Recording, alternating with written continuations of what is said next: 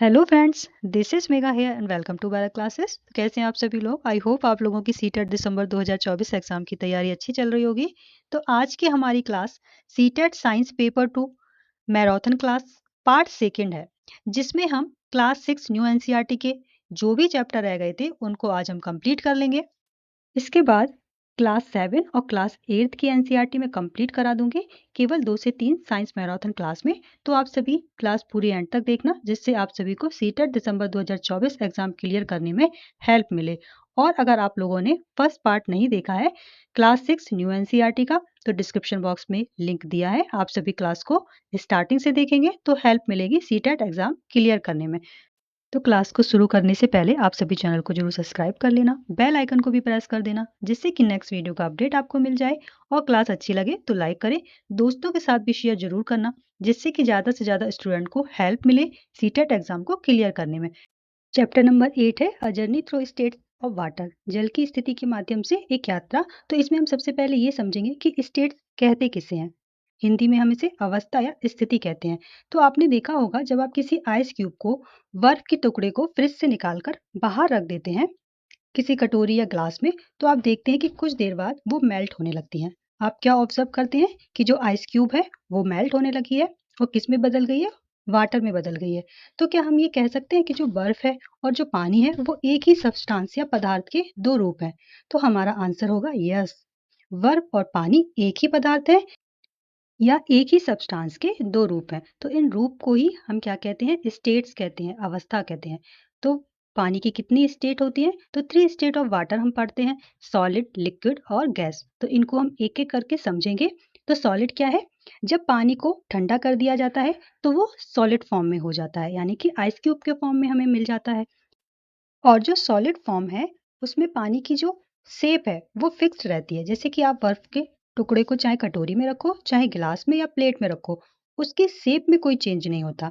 इसी तरीके से आइस बह नहीं सकती, ठीक है, फ्लो नहीं कर सकती जब तक वो पानी में कन्वर्ट ना हो जाए। और डज नॉट स्प्रेड, यानी कि इसको बिखेरा भी नहीं जा सकता। नेक्स्ट है लिक्विड स्टेट। तो जो भी पानी हम एवरीडे लाइफ में यूज करते हैं वो कैसी फॉर्म में होता है? वो लिक्विड फॉर्म में होता है। इसे वाटर की तरल या लिक्विड स्टेट कहते हैं। और जो पानी है वो स्प्रेड भी हो सकता है, यानी कि पानी तो बहता है ना, और इसकी शेप भी चेंज हो जाती है। आपने देखा होगा, जब आप पानी को कटोरी में रखें, ग्लास में रखें या बोतल में रखें, तो आप जिस भी चीज में उसको डालते हैं वो वैसा ही शेप ले लेता है और इजीली फ्लो कर जाता है। और इसको स्प्रेड भी कर सकते हैं, यानी कि बिखेर भी सकते हैं। अब एक पॉइंट आप याद रखना या नोट कर लेना कि जो वाटर है वो हम किसी ग्लास, कटोरी या बोतल में डालते हैं तो वो शेप तो उसका चेंज हो जाता है, लेकिन जो वॉल्यूम है वो उतना ही रहेगा, उसके वॉल्यूम में कोई अंतर नहीं आएगा, मतलब कि सेम अमाउंट रहेगा। जैसे कि 200 ml पानी आप चाहे ग्लास में डालें, चाहे कटोरी में डालें या फिर बोतल में डालें, उसकी शेप में तो चेंज होगा लेकिन उसके वॉल्यूम में कोई चेंज नहीं होगा। 200 ml पानी है तो वो 200 ml ही रहेगा, वॉल्यूम क्या रहेगा? कांस्टेंट रहेगा। अब हम नेक्स्ट देखेंगे गैसियस स्टेट। पानी जब भाप में बदल जाए तो वो कौन सी स्टेट है? वो गैसियस स्टेट है। हम सभी जानते हैं कि पानी को जब हम बॉयल करते हैं तो उसमें से भाप निकलती है या वेपर्स निकलती हैं, वो वाष्पित होने लगता है तो भाप बनकर उड़ने लगता है, तो यही गैसियस स्टेट है। और वाटर वेपर्स क्या है? जब पानी भाप में कन्वर्ट हो रहा है, जो पानी भाप बनकर उड़ रहा है उसी को हम क्या कहेंगे? वाटर वेपर्स कहेंगे, जल वाष्प कहेंगे। तो ये जो पानी की अलग-अलग अवस्थाएं हैं ये उनके व्यवहार में कई अंतर दिखाती हैं। तो ये हमने समझ लिया कि पानी बहता है लेकिन बर्फ नहीं, पानी छलकता है लेकिन बर्फ नहीं। इसी तरीके से गैस का कोई निश्चित आकार नहीं होता, क्योंकि हवा, एयर तो हमारे चारों तरफ है, तो ये हमारे आसपास की हवा में मौजूद है वाटर वेपर्स के फॉर्म में। तो हम ये कह सकते हैं कि गैस फिल्स एनी अवेलेबल स्पेस। तो अब हम ये समझेंगे कि क्या कोई ऐसे सब्सटेंस या मटेरियल हैं जो वाटर की इन तीनों अवस्थाओं को प्रदर्शित करते हो? तो हमारा आंसर होगा yes. For example wax, oil, घी, ये तीनों ऐसे मटेरियल हैं जो वाटर की इन तीनों अवस्थाओं को प्रदर्शित करते हैं। आपने देखा होगा कि वैक्स जो होती है वो सॉलिड फॉर्म में होती है, उसको जब हम गर्म करते हैं तो वो लिक्विड फॉर्म में आ जाती है, फिर हम उसको जब और गर्म करते हैं तो वो गैसियस फॉर्म में उड़ने लगती है। इसी तरीके से घी है और कोकोनट ऑयल आपने देखा होगा सर्दी में जम जाता है, फिर उसको हम जब गर्म कर लेते हैं तो वो लिक्विड फॉर्म में आ जाता है, फिर जब ज़्यादा गर्म करते हैं तो वो गैसीय फॉर्म में आने लगता है। तो अब हम समझेंगे मेल्टिंग और फ्रीजिंग क्या है। तो बर्फ का पिघलना, पानी में परिवर्तित होना, ये क्या है? ये मेल्टिंग है। किसी ठोस चीज का तरल में परिवर्तन, ये मेल्टिंग है। और फ्रीजिंग क्या है? पानी का बर्फ बनना, लिक्विड का सॉलिड यानी कि ठोस अवस्था में परिवर्तन फ्रीजिंग है। अब हम समझेंगे इवेपोरेशन यानी कि बाष्पीकरण क्या है। तो पानी का भाप में बदलना, इस प्रोसेस को ही क्या कहते हैं? इवेपोरेशन कहते हैं। तो अगर आपसे कोई पूछे कि पानी भाप में बदल रहा है, ये कौन सी प्रक्रिया है? तो आप कहेंगे इवेपोरेशन। और जो इवेपोरेशन का प्रोसेस है वो कंटिन्यूअस चलता है। फॉर एग्जाम्पल, कपड़ों का सूखना, फर्श पर जो पोंछा लगाते हैं उस फर्श का सूखना, और हमारी बॉडी में पसीना निकलता है वो भी सूख जाता है ना। तो ये सभी किसके एग्जाम्पल है? इवेपोरेशन के। तो इसे हम एक एग्जाम्पल को थोड़ा और अच्छे से समझेंगे। जैसे आपने देखा होगा कि जो बारिश का पानी होता है वो जगह जगह भर जाता है। तो पानी कुछ तो जमीन द्वारा सोख लिया जाता है और कुछ पानी इवेपोरेट हो जाता है। इसी तरीके से हैंड सैनिटाइजर हम हाथ पर रब करते हैं वो गायब हो जाता है, तो इवेपोरेट हो जाता है वो। और हमारे जो गीले कपड़े होते हैं, जो हम फर्श पर पोंछा लगाते हैं, वो भी सूख जाता है। चाहे आप फैन चलाओ या ना चलाओ, अगर आपने फैन चलाया तो जल्दी सूख जाएगा, लेकिन अगर आपने फैन नहीं भी चलाया तो पोंछा या कपड़े सूख जाते हैं। क्यों? इवेपोरेशन की वजह से। नेक्स्ट है कंडेंसेशन या संघनन। The process of conversion of water vapours into its liquid state is called condensation. जल वाष्प को द्रव अवस्था में बदलने की प्रक्रिया क्या कहलाती है? संघनन कहलाती है। फॉर एग्जाम्पल, आप सभी ने देखा होगा, जब हम गर्म पानी या गर्म दूध, गर्म चाय या किसी भी गर्म खाने को हम प्लेट से ढकते हैं, तो जो भाप उसमें बनती है वो प्लेट की इनर सरफेस पर यानी कि अंदर की सतह पर इकट्ठा होकर पानी की बूंदों में कन्वर्ट हो जाती है। आपने कई बार देखा होगा। तो ये जो भाप पानी की बूंदों में बदल रहा है, इसी प्रोसेस को कंडेंसेशन या संघनन कहते हैं। इस तरीके से आप पिक्चर में भी देख सकते हैं। और ये जो कंडेंसेशन का प्रोसेस है ये कब होगा? जब वाटर वेपर ठंडे एयर के कांटेक्ट में आती हैं, यानी कि ठंडे सरफेस के कांटेक्ट में आएंगी। जैसे कि जो हमने प्लेट ली थी वो तो नॉर्मल रूम टेम्परेचर पर ठंडी थी, फिर उसको जब किसी गर्म चीज पर ढका गया तो जो वाटर वेपर ठंडे सरफेस के कांटेक्ट में आई तो वो वाटर ड्रॉपलेट्स के रूप में बदल गई। इसी तरीके से आप एक नॉर्मल पानी को ले लीजिए, उसमें आइस क्यूब डाल दीजिए, फिर आप देखेंगे थोड़ी देर के लिए उसको जब आप रख देंगे तो आप देखेंगे कि उसकी जो आउटर सरफेस है ग्लास की, उस पर कुछ पानी की बूंदें आने लगी हैं। तो ये क्यों हुआ? हमने समझा था कि जो वाटर वेपर है वो हमारे चारों तरफ एयर में है, और जब वो ठंडी सरफेस या ठंडी एयर जो ग्लास में है उसके कांटेक्ट में आई तो वाटर ड्रॉपलेट में बदल गई। आई होप आप लोगों को ये कंडेंसेशन का प्रोसेस क्लियर हो गया होगा। इसी तरीके से क्लाउड फॉर्मेशन, ये कौन सी प्रोसेस है? ये भी कंडेंसेशन की ही प्रोसेस से होता है। जो पृथ्वी है उसकी जो सतह है वो गर्म होती है, और जब वायुमंडल में हम ऊपर की तरफ जाते हैं तो हम जानते हैं कि जो ऊपर की सतह है वो ठंडी होती है। तो जल वाष्प हल्की होने के कारण वायुमंडल में ऊपर उड़ती है। वायुमंडल की ऊपर की परत जहाँ तापमान कम होता है, वाष्प छोटी छोटी बूंदों के रूप में संघनित हो जाता है और बादल बनाती हैं। इस डायग्राम के थ्रू भी आप क्लाउड फॉर्मेशन की प्रोसेस को समझ सकते हैं।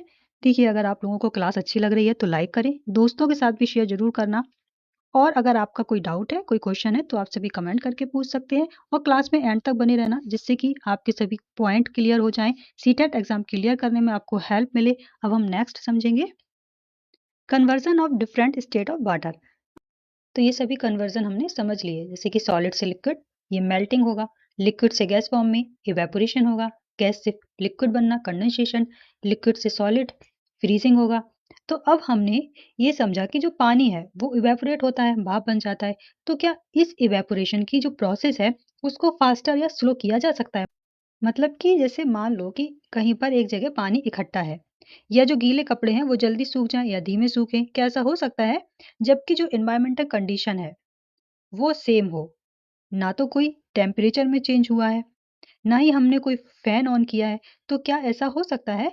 तो हमारा आंसर क्या होगा? यस, इट्स डिपेंडेंट लेस और मोर एक्सपोज्ड एरिया ऑफ वाटर।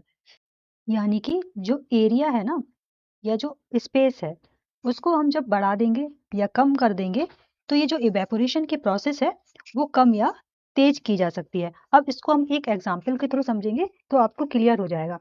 जैसे कि आपने सेम अमाउंट में थोड़ा सा पानी एक छोटी सी बोतल की कैप में ले लिया, और उतना ही पानी आप एक बड़ी प्लेट में ले लें, फिर आप देखेंगे कि जो प्लेट का पानी है वो जल्दी इवेपोरेट होगा और इवेपोरेट होकर कम हो रहा है, और जो कैप का पानी है वो उतना जल्दी कम नहीं हो रहा है। तो ऐसा क्यों है? क्योंकि जो प्लेट का सरफेस एरिया है उसमें पानी ज्यादा जगह में फैला हुआ है इसलिए वो जल्दी इवेपोरेट हो रहा है, और जो कैप में है वो कम एरिया, उसको कम एरिया मिला है तो वो देर से इवेपोरेट होगा। पहले ऊपर की लेयर इवेपोरेट होगी, फिर नीचे की लेयर होगी, फिर उससे नीचे की लेयर होगी, तो इस तरीके से उसमें बहुत टाइम लग जाएगा।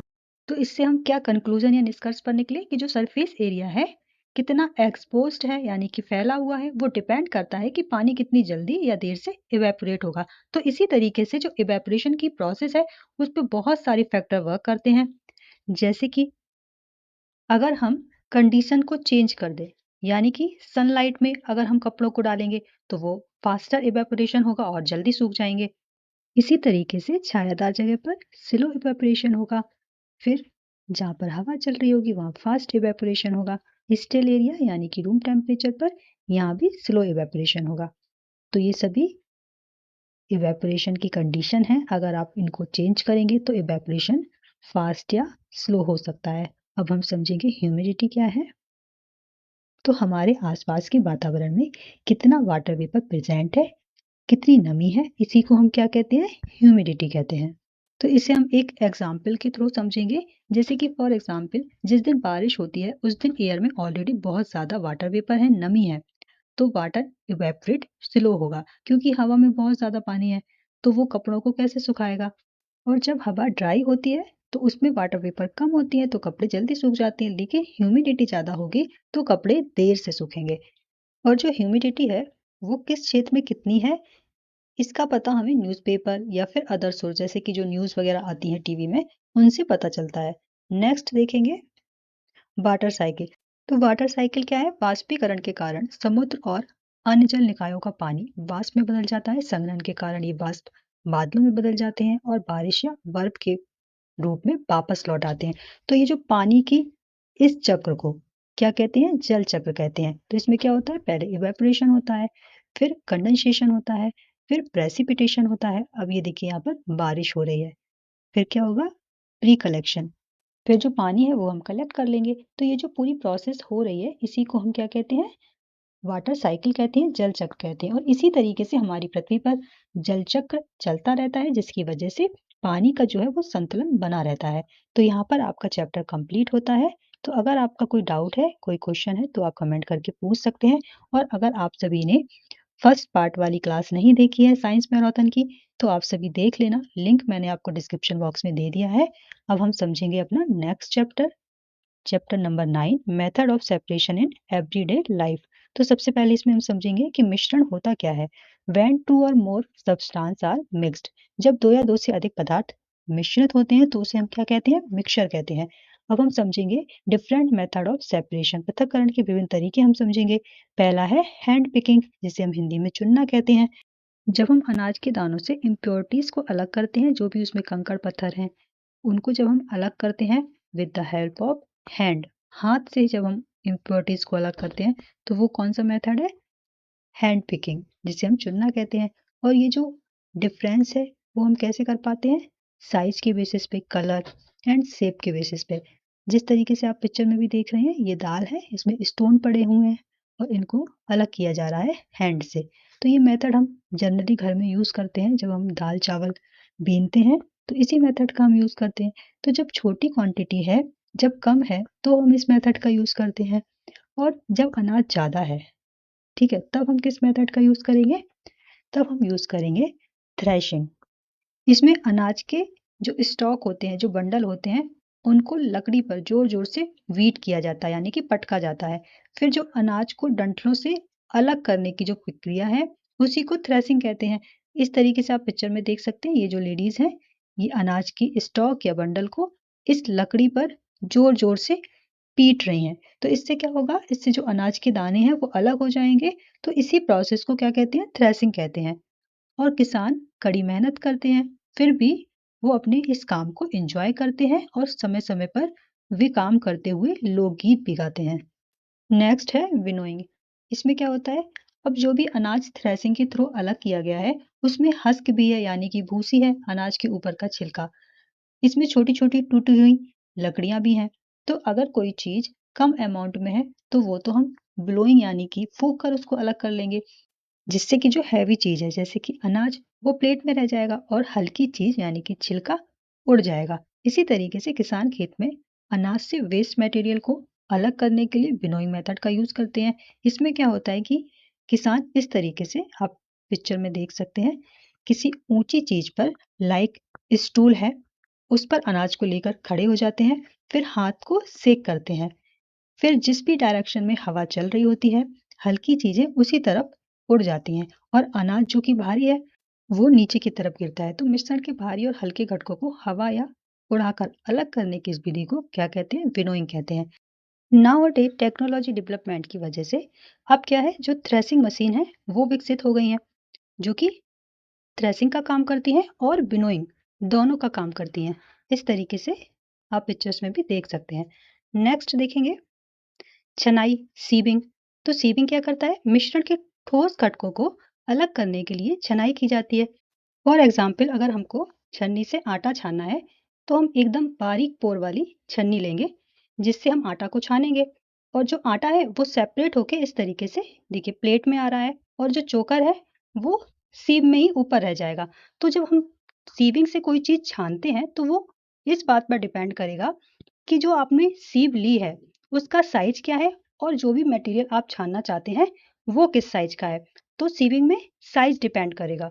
आई होप आपको क्लियर होगा। नेक्स्ट समझेंगे सेडिमेंटेशन, डिकेंटेशन एंड फिल्ट्रेशन। तो इनको हम एक साथ समझेंगे, इनको हम एक एक्टिविटी के थ्रू समझेंगे। आप आधा गिलास पानी में इस तरीके से सैंड को डाल दीजिए, फिर आप उसको कुछ देर के लिए ऐसे ही छोड़ दें। तो आप देखेंगे कि जो सैंड है वो सेटल डाउन हो गई है, यानी कि नीचे की तरफ सेट हो गई है, क्योंकि वो भारी है। जो सैंड है वो भारी सब्सटेंस है, तो जो सैंड है वो नीचे सेट हुई है, इसी को हम क्या कहेंगे? सेडिमेंटेशन कहेंगे। जो ये सैंड नीचे सेट हुई है उसी को हम क्या कहेंगे? सेडिमेंटेशन कहेंगे। और जो लिक्विड ऊपर रह गया है उसको हम इस तरीके से झुकाकर दूसरे गिलास में निकाल लेंगे, सेपरेट कर लेंगे। तो जो अघुलनशील सॉलिड सैंड थी वो तो अलग हो गई, और लिक्विड जो पानी था वो अलग हो गया। तो इस प्रोसेस को क्या कहेंगे? डिकेंटेशन कहेंगे। जो हमने पानी और सैंड को सेपरेट किया है इसको हम डिकेंटेशन कहेंगे। अब अगर आपसे कोई ये क्वेश्चन पूछे कि ऑयल को वाटर से अलग किस प्रोसेस के थ्रू किया जाता है या किस प्रोसेस का यूज किया जाता है, तो आपका आंसर होगा डिसेंट्रेशन। जो डिसेंट्रेशन की प्रोसेस है उसको हम यूज करके जो पानी है और जो ऑयल है उसको सेपरेट कर सकते हैं, क्योंकि आप सभी जानते हैं, हमने पिछले चैप्टर में भी पढ़ा है कि जो ऑयल है वो पानी में डिसॉल्व नहीं होता है, वो ऊपर की तरफ एक लेयर बना लेता है।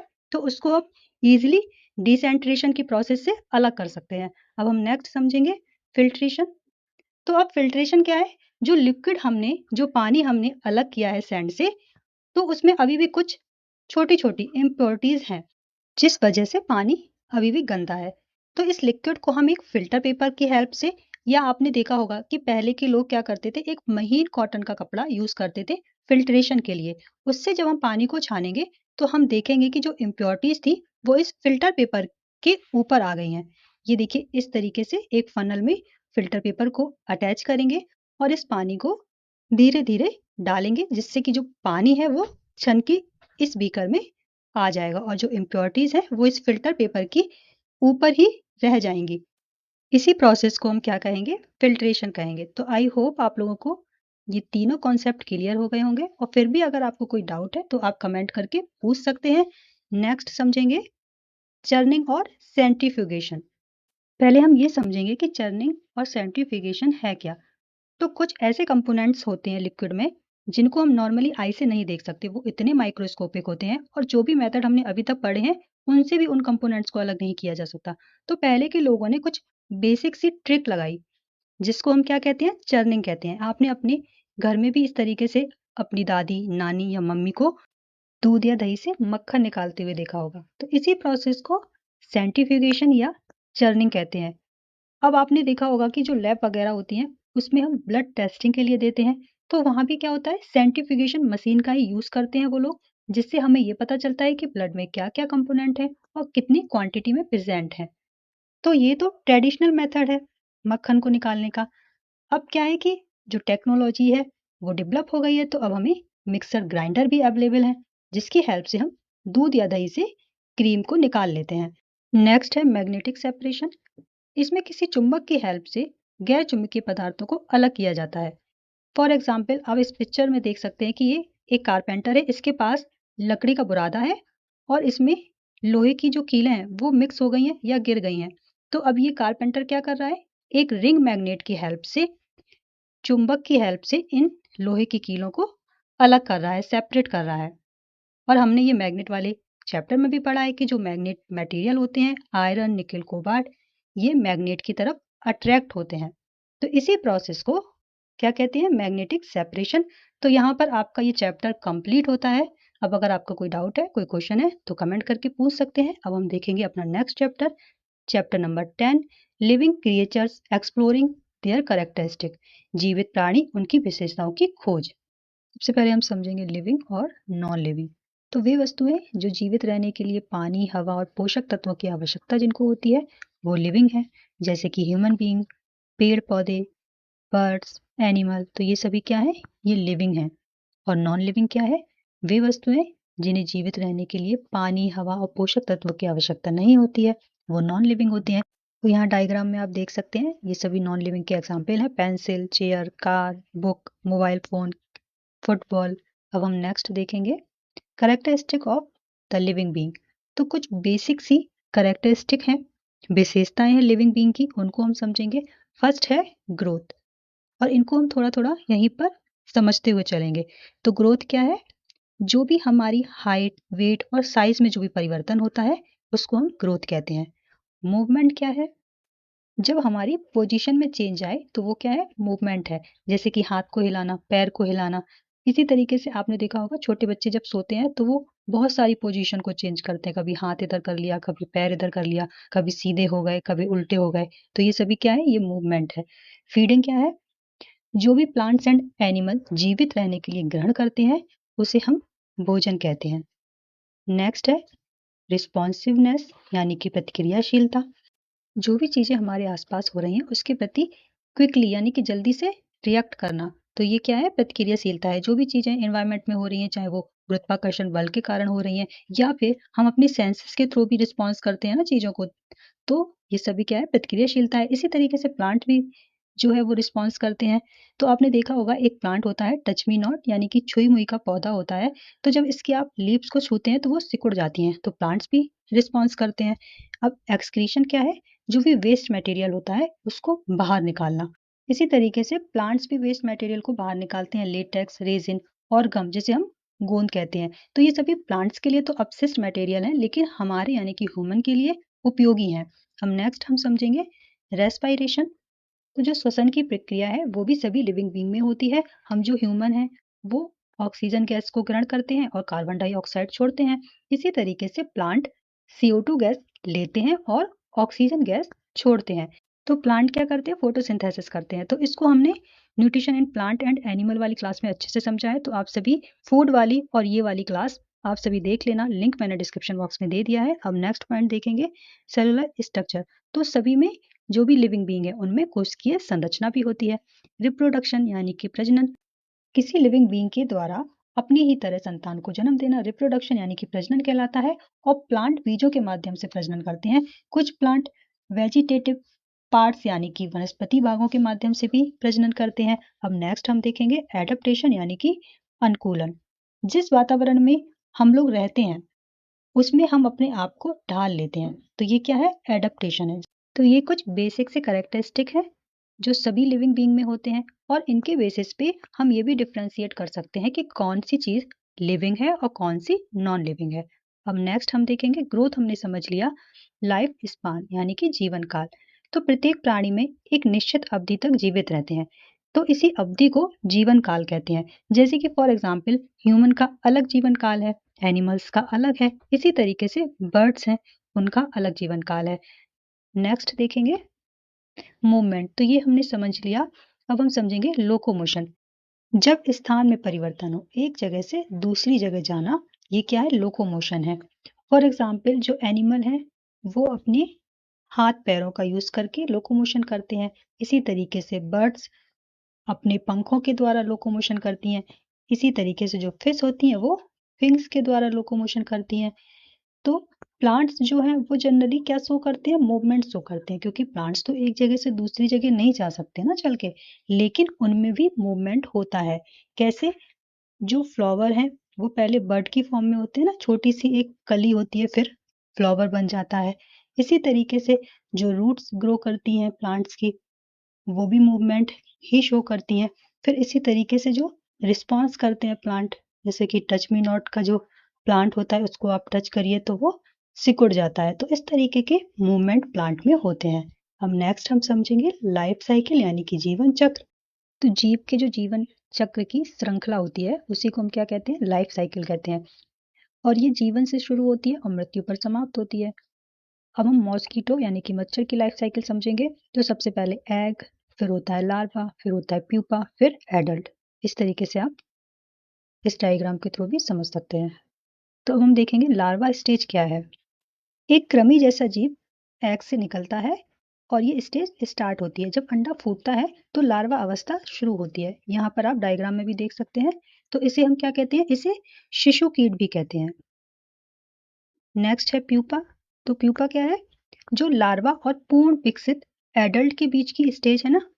ये देखिए प्यूपा क्या है, एडल्ट और लार्वा के बीच की स्टेज है, तो इसी को हम प्यूपा स्टेज कहते हैं। ये इंपॉर्टेंट है, आप सभी याद रखना। नेक्स्ट देखेंगे, अब हम फ्रॉग यानी कि मेढक की लाइफ साइकिल देखेंगे। इसमें 4 स्टेजेस होती हैं। पहले एग होता है, फिर टैडपोल होता है, फिर फ्रॉगलेट होता है, फिर एडल्ट होता है। तो हम समझेंगे टैडपोल स्टेज क्या है। तो मेढक के जीवन चक्र की वह अवस्था जिसमें वो अंडे से बाहर आ जाते हैं। इस तरीके से यहाँ देख सकते हैं आप डायग्राम में, ये टैडपोल स्टेज है। इस स्टेज में गिल्स और टेल डेवलप हो जाती है। गिल्स मतलब गलफड़े और टेल मतलब पूंछ, यहाँ पे आप डायग्राम में देख सकते हैं। अब हम समझेंगे फ्रॉगलेट स्टेज। तो ये टैडपोल के बाद की स्टेज है। अब इस स्टेज में जो गलफड़े हैं वो गायब हो जाते हैं और जो इनका लंग्स है वो बड़ा हो जाता है इस स्टेज में। तो इस स्टेज में ये ऑलमोस्ट वयस्क हो जाते हैं। इसके बाद फ्रॉग बन जाता है। तो यहाँ पर ये चैप्टर जो है वो हमारा कंप्लीट हो जाता है। अब अगर आपका कोई डाउट है, कोई क्वेश्चन है, तो आप सभी कमेंट करके पूछ सकते हैं। और ये जो स्टेज मैंने आपको बताई है ये इंपॉर्टेंट है, आप सभी याद रखना। और जो भी मैंने इंपॉर्टेंट की पॉइंट बताए हैं वो मैं आपको नोट्स में मेंशन कर दूंगी। तो आप सभी पीडीएफ के लिए टेलीग्राम चैनल ज्वाइन कर लेना, लिंक मैंने आपको डिस्क्रिप्शन बॉक्स में दे दिया है। अब देखेंगे हम अपना नेक्स्ट चैप्टर। तो चैप्टर नंबर 11 है नेचर्स ट्रेजर्स यानी कि प्रकृति का खजाना। तो इसमें हम पढ़ेंगे नेचुरल रिसोर्सेज क्या है। तो जो भी हमारे इन्वायरमेंट में नेचुरली डेवलप हुआ है, मानव का इसके विकास में कोई योगदान नहीं है, तो उन्हें हम क्या कहते हैं, प्रकृति संसाधन कहते हैं। जैसे कि एयर हो गया, सनलाइट होगी, वाटर हो गया, सॉइल हो गई।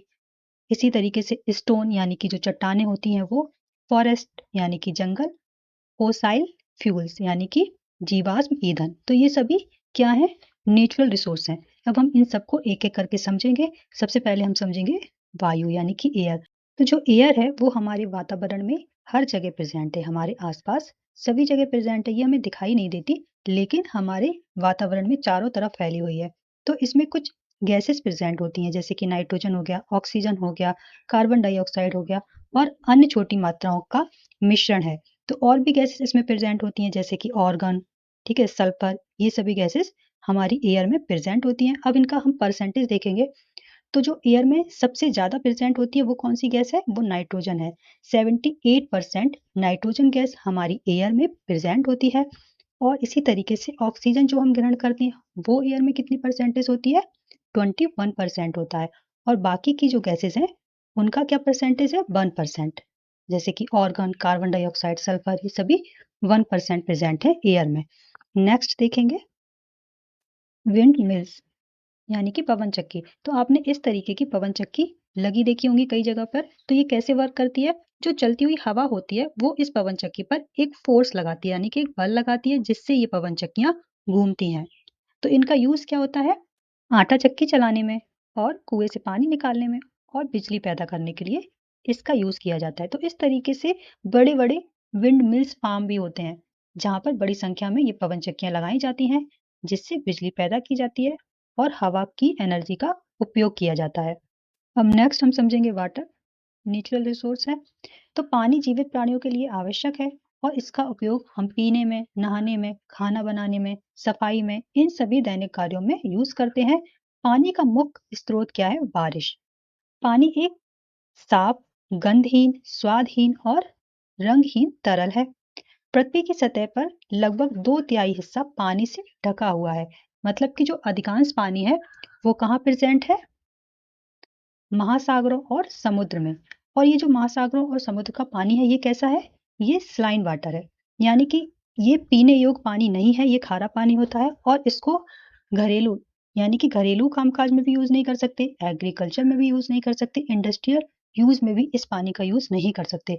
तो जो फ्रेश वाटर प्रेजेंट है वो कहाँ पर प्रेजेंट है? बर्फ की चादरों, बर्फ और जो अंडरग्राउंड वाटर है वो हमारे पीने योग्य पानी है। इसी तरीके से तालाबों, नदियों, कुओं, इन सभी में भी जो मीठा पानी मौजूद है वो हमारे पीने योग्य है। तो ये बहुत छोटा हिस्सा हमें मिल पाता है पानी का, इसीलिए जो पानी है वो अनमोल है।